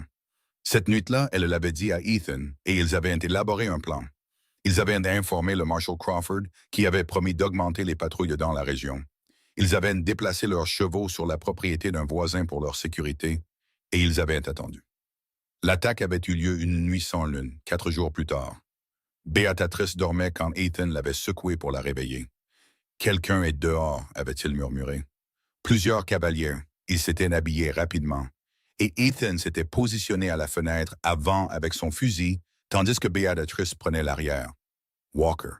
La voix de Samuel avait porté dans l'obscurité. « Sortez, nous devons parler. Le juge a dit que vous n'êtes pas autorisé à moins d'1,5 kilomètre de cette propriété, » avait répondu Ethan. « Le juge n'est pas là. Juste vous, moi et la réalité. Il y a des témoins. Quoi que vous fassiez ici, ça vous retombera dessus. » Quel témoin? Votre femme, la femme que la moitié du comté sait être une menteuse. Samuel avait ri. Personne ne la croira, et vous ne serez pas en état de témoigner. Béatrice avait entendu le cliquetis des fusils qu'on armait dehors. Son sang s'était glacé. Dernière chance, Walker. Envoyez la femme dehors et vous pourrez garder votre terre et votre vie. Allez au diable! Le premier coup de feu avait brisé la fenêtre avant. Béatrice avait crié et Ethan avait riposté. Puis le chaos. Des balles avaient fait éclater le cadre de la porte, briser la vaisselle, déchirer les murs. Béatrice avait riposté, ne visant pas à tuer, mais à les tenir à distance. Ils vont se ruer sur la porte, avait crié Ethan. Préparez-vous. Mais avant que quiconque ne puisse bouger, de nouvelles voix s'étaient jointes à la mêlée. Marshal fédéral, jetez vos armes. Crawford et ses adjoints étaient arrivés au galop sur le sentier, des torches flamboyantes. Samuel et ses hommes avaient essayé de se disperser, mais les gens de Crawford étaient prêts pour eux. La fusillade s'était terminée aussi vite qu'elle avait commencé. Béatrice était sortie de la cabane pour trouver Samuel Dalton face contre terre, les mains menottées dans le dos. « Vous êtes en état d'arrestation pour tentative de meurtre », avait dit Crawford, entre autres accusations. « Vous ne pouvez rien prouver », avait craché Samuel. « J'ai 6 témoins qui viennent de vous voir tirer sur cette cabane, et j'ai le témoignage de Sarah Morrison sur vos plans. » Crawford avait relevé Samuel. « Vous êtes fini, Dalton. » Alors qu'ils emmenaient les hommes, Crawford s'était tourné vers Béatrice et Ethan. « Sarah Morrison est venue me voir il y a 2 jours. Elle m'a tout dit. Nous surveillons la propriété depuis, attendant que Dalton fasse son coup. »« Elle nous a sauvé la vie, » avait murmuré Béatrice. « Oui, et elle a accepté de témoigner contre lui. » Le procès avait été rapide. Avec le témoignage de Sarah et l'attaque manquée dont les forces de l'ordre avaient été témoins, Samuel Dalton avait été condamné à 15 ans de prison territoriale. Ses associés avaient reçu des peines moins lourdes, mais tous avaient été éloignés de Larkspur. La ville avait été divisée par la suite. Certains avaient été horrifiés par jusqu'où Samuel était allé. D'autres étaient restés convaincus que Béatrice était en quelque sorte responsable de tout. Mais quelque chose avait changé. Sans le leadership de Samuel, l'opposition s'était effondrée et lentement, à contre-cœur, certains habitants de la ville avaient commencé à changer d'avis. Martha Reed avait été la première. Elle était apparue à la cabane 2 semaines après la condamnation de Samuel, portant un panier de conserves. « Je ne m'attends pas à ce que vous me pardonniez », avait-elle dit quand Béatrice avait ouvert la porte. « Je voulais juste que vous sachiez que je me suis trompée sur tout. » Béatrice l'avait invitée à entrer et elles avaient parlé pendant des heures de Clara, de Thomas, du poids du deuil et de la culpabilité, et de la façon dont cela pouvait tout empoisonner si on le laissait faire. « Clara vous aimait beaucoup », avait finalement dit Martha. Thomas me l'a dit une fois, vers la fin. Il a dit que le dernier souhait de Clara était que vous soyez heureuse. Elle me l'a dit, avait confirmé doucement Béatrice. Alors je suis désolé d'avoir essayé de m'opposer à son souhait. Martha s'était levée pour partir. Vous avez un homme bon, Béatrice. Ne laissez pas ce que cette ville a fait vous voler votre bonheur. Après le départ de Martha, Béatrice s'était tenue sur le porche et avait ressenti quelque chose qu'elle n'avait pas ressenti depuis des années. La paix. La grange avait été reconstruite avec l'aide des Johnson et d'autres voisins sympathiques. Ethan avait trouvé un nouveau fournisseur de bétail à Denver, et lentement, prudemment, ils avaient commencé à construire la vie qu'ils avaient toujours voulu. Mais la vraie victoire était venue un dimanche matin, lorsque Béatrice et Ethan étaient entrés ensemble à l'église. Les chuchotements avaient commencé immédiatement, mais cette fois, ils étaient différents. « Elle a l'air bien. J'ai entendu dire qu'il prévoit d'élever du bétail au printemps. » Ethan Walker a l'air heureux. Le révérend Thomas leur avait souri depuis la chaire, et Elizabeth Johnson leur avait fait signe de s'asseoir avec sa famille. Ce n'était pas le pardon, pas encore. Ce n'était pas l'acceptation de tout le monde, mais c'était un début. Et alors que Béatrice était assise sur ce banc avec la main d'Ethan dans la sienne, elle avait réalisé quelque chose de profond. Elle n'avait plus besoin de l'approbation de la ville. Elle avait quelque chose de mieux, un homme qui l'avait choisi, une maison pour laquelle ils s'étaient battus ensemble, et la certitude qu'elle était assez forte pour survivre à tout.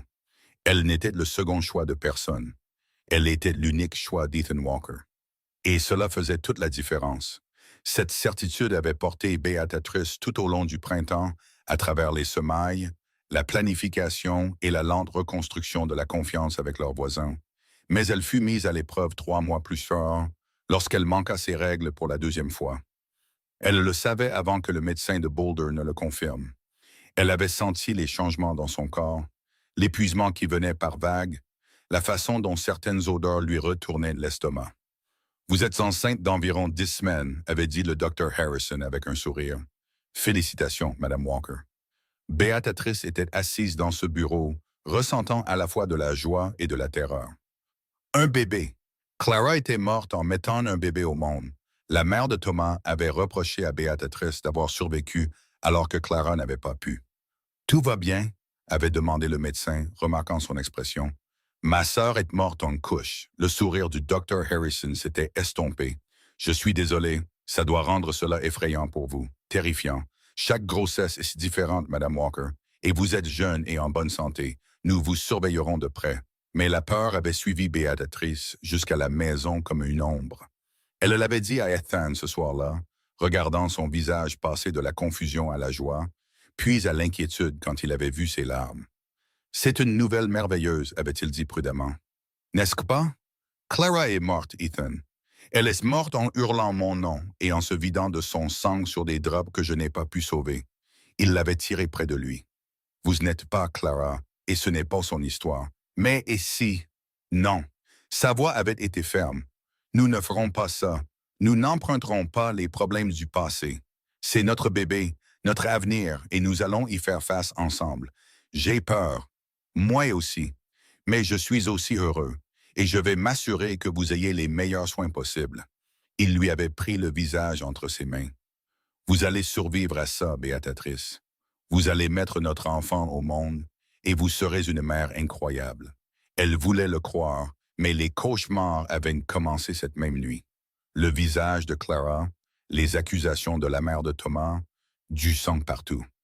Tan l'avait tenue à travers chacun d'eux, lui murmurant des paroles rassurantes jusqu'à ce qu'elle se rendorme. La grossesse avait aussi changé les choses à Larkspur. Quand la nouvelle s'était répandue, les réactions avaient été mitigées. Certaines des femmes qui avaient rejeté Béatrice s'étaient adoucies, leurs instincts maternels l'emportant sur leur jugement. D'autres avaient chuchoté que le bébé était maudit, que Béatrice mourrait comme Clara. Elizabeth Johnson avait organisé un atelier de quilting, invitant Béatrice tout en sachant que la moitié des femmes ne viendraient pas. Qu'elle reste chez elle, avait dit Elizabeth quand Béatrice avait hésité. Celles qui comptent viendront. 7 femmes étaient venues. Pas beaucoup, mais assez pour remplir le salon d'Elizabeth de conversation et du rythme des aiguilles à travers le tissu. Pour ma première grossesse, j'ai été malade comme un chien pendant 5 mois, avait partagé une femme. Je ne pouvais rien garder, mais le bébé est né en parfaite santé. J'ai fait des cauchemars tout le temps, avait ajouté une autre. Des rêves sur tout ce qui pourrait mal tourner. Mais rien de tout ça n'est arrivé. Parfois, notre esprit nous joue des tours quand on est enceinte. Martha Reed était arrivée en retard, portant de la laine dans des tons doux de bleu et de jaune. « Je sais que je ne suis pas la bienvenue partout », avait-elle dit doucement à Béatrice. « Mais j'aimerais aider si vous me le permettez. » Béatrice avait senti les larmes lui monter aux yeux. « Vous êtes la bienvenue, Martha. » Elles avaient travaillé en silence pendant un moment. Puis Martha s'était penchée près d'elle. « Clara serait si heureuse pour vous. Elle a toujours voulu que vous ayez tout ce qu'elle avait. L'amour, une famille, un avenir. Elle me l'a dit une fois quand je lui ai rendu visite, avant Thomas, avant la fin. Vraiment, elle a dit que vous méritiez le bonheur plus que quiconque elle connaissait. Et elle avait raison. La gentillesse avait libéré quelque chose dans la poitrine de Béatrice. Elle s'était excusée pour aller à la cuisine, soi-disant pour de l'eau, et avait laissé les larmes couler silencieusement. Élisabeth l'avait trouvée là. C'est beaucoup, n'est-ce pas? Être enceinte, être à nouveau vulnérable après tout ce que vous avez traversé. Je n'arrête pas de penser à Clara, à comment ça pourrait m'arriver. Ça pourrait. La vie ne donne aucune garantie. Élisabeth lui avait tendu un mouchoir. Mais vous ne pouvez pas vivre votre vie en ayant peur de ce qui pourrait arriver. Vous manquerez ce qui se passe réellement en ce moment. Qu'est-ce qui se passe en ce moment? En ce moment, vous êtes en bonne santé. Votre bébé grandit. Votre mari vous aime. Et 7 femmes sont dans mon salon en train de vous faire un quill parce qu'elles se soucient de vous et de votre enfant. C'est ça qui est réel, Béatrice. Pas les cauchemars. Les mots s'étaient installés en Béatrice comme une vérité qu'elle avait évitée. Cette nuit-là, elle avait parlé à Ethan de sa conversation avec Martha, des paroles de Clara. Elle voulait que vous soyez heureuse, avait dit Ethan, moi aussi. Alors, quand allez-vous vous permettre d'être vraiment heureuse? La question l'avait laissée sans voix. Je suis sérieux, Béatrice. Vous avez survécu à tout ce qu'ils vous ont jeté. Vous avez construit une vie ici contre toute attente. Vous portez notre enfant et vous attendez toujours la permission d'être heureuse. Je ne sais pas comment, alors apprenez, à partir de maintenant. Il avait pris sa main et l'avait posée sur son ventre encore plat. Ce bébé mérite une mère qui n'est pas hantée par la tragédie de quelqu'un d'autre. L'histoire de Clara est terminée. La vôtre est encore en train de s'écrire. La simplicité de ces mots avait fait rire Béatrice à travers ses larmes. Vous faites comme si c'était facile. Ce n'est pas facile, mais c'est nécessaire. Elle avait essayé.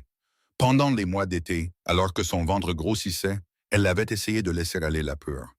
Le docteur Harrison faisait des voyages mensuels depuis Boulder pour l'examiner, déclarant que tout était sain et normal. Ethan était implacable dans ses soins, s'assurant qu'elle se repose, mange bien, ne se surmène pas. Mais le vrai changement était venu fin août, lorsque Sarah Morrison était revenue à Larkspur. Béatrice était au magasin général quand Sarah était entrée, plus mince qu'avant, ses vêtements chers remplacés par des tenues plus simples. Le magasin était devenu silencieux. « Bonjour, Béatrice, » avait dit Sarah doucement. « Sarah, j'ai entendu dire que vous aviez quitté la ville. Oui. J'ai travaillé à Denver comme couturière. Elle avait montré ses mains usées. Un travail honnête. Ça m'a fait du bien. Qu'est-ce qui vous ramène? Le procès de Samuel. Je témoigne à son audience de condamnation demain, mais je voulais aussi vous voir avant de repartir. » Elles étaient sorties, loin des oreilles curieuses. « Je vous dois plus que des excuses, » avait dit Sarah. « Je vous dois la vérité. Samuel et moi étions amants, depuis des années. Il m'a promis le mariage si je l'aidais à vous chasser, disant qu'Ethan se tournerait vers moi une fois que vous seriez parti. » Béatrice avait senti un froid s'installer dans son estomac. « Vous étiez avec Samuel. Pendant 3 ans, j'ai été assez stupide pour croire à ses promesses. » Sarah avait détourné le regard. « Quand j'ai réalisé qu'il m'avait manipulé pour me transformer en monstre, je ne pouvais plus vivre avec moi-même. C'est pourquoi je vous ai prévenu. Pourquoi j'ai témoigné. Vous nous avez sauvé la vie. Je les ai presque détruites d'abord. Je ne cherche pas le pardon, Béatrice. Je voulais juste que vous sachiez que ce que vous et Ethan avez, ce genre d'amour, ce genre de loyauté, c'est rare. Ne le prenez jamais pour acquis. » Elle était partie avant que Béatrice ne puisse répondre, disparaissant vers l'hôtel. Ce soir-là, Béatrice avait raconté à Ethan sa rencontre. « Elle a raison, » avait-il dit simplement. « Ce que nous avons est rare, et je ne le prends pas pour acquis. Pas une seconde, même quand je suis épuisée, émotive et effrayée. Surtout à ce moment-là.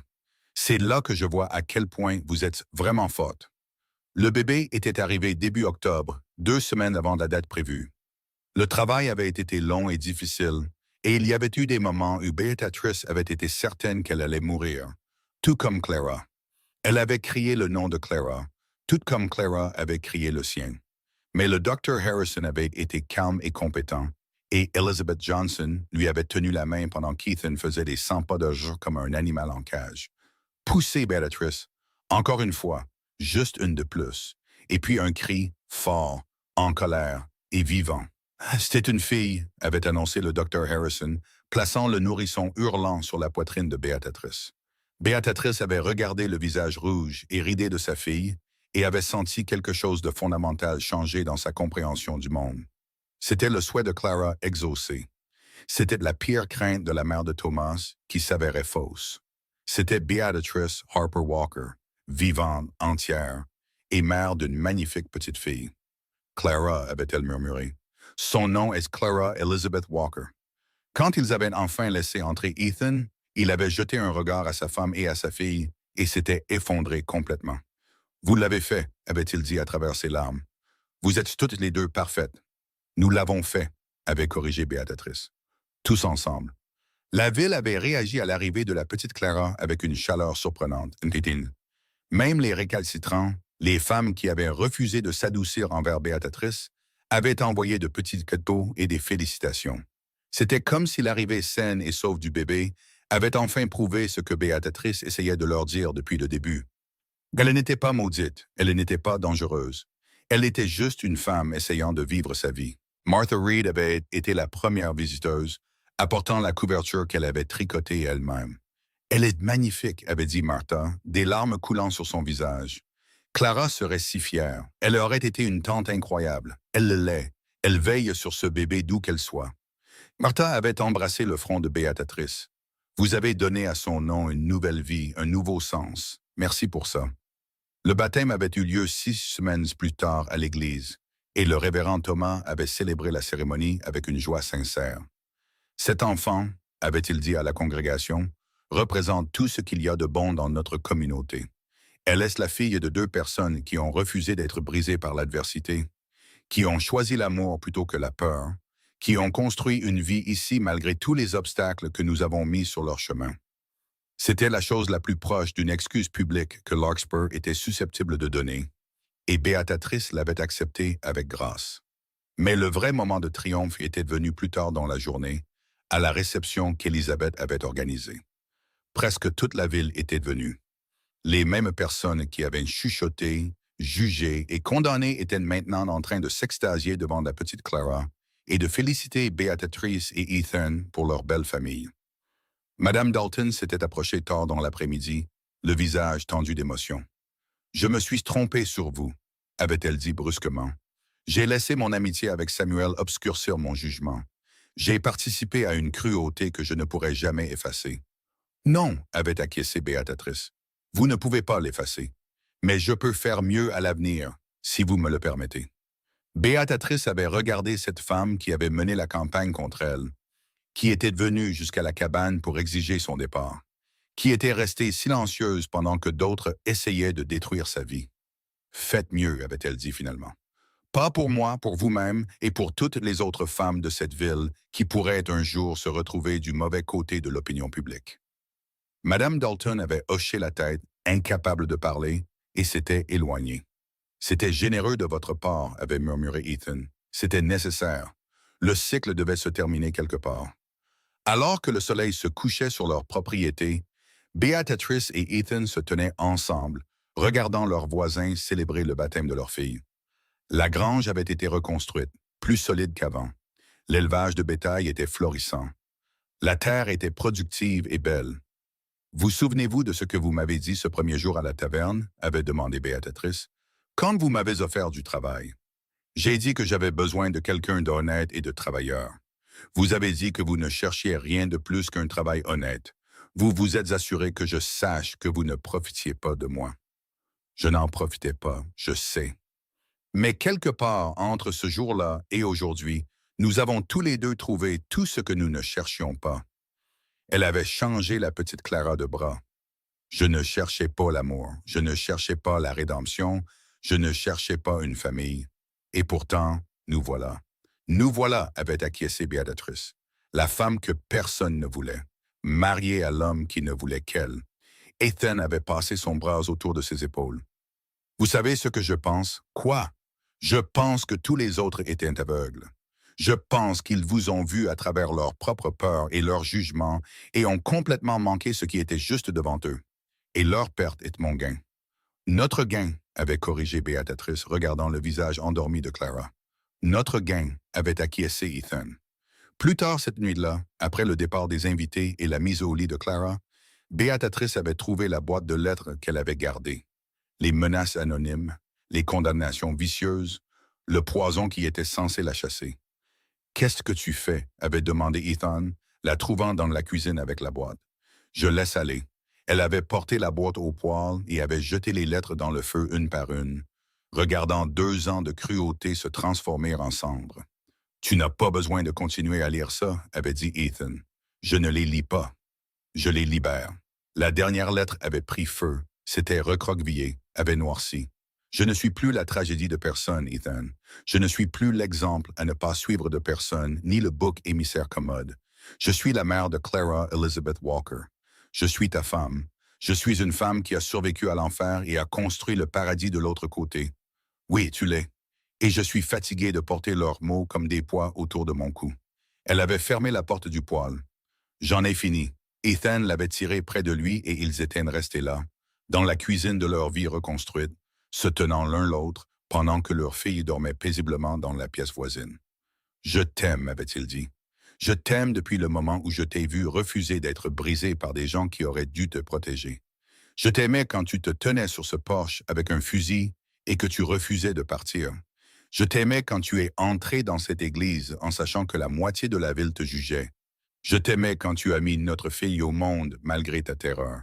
Et je t'aimerai chaque jour pour le reste de nos vies.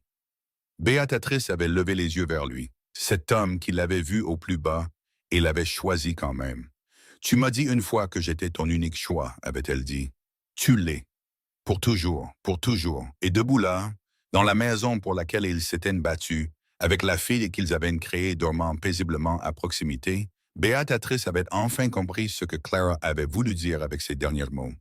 Ne les laisse pas te rendre petite.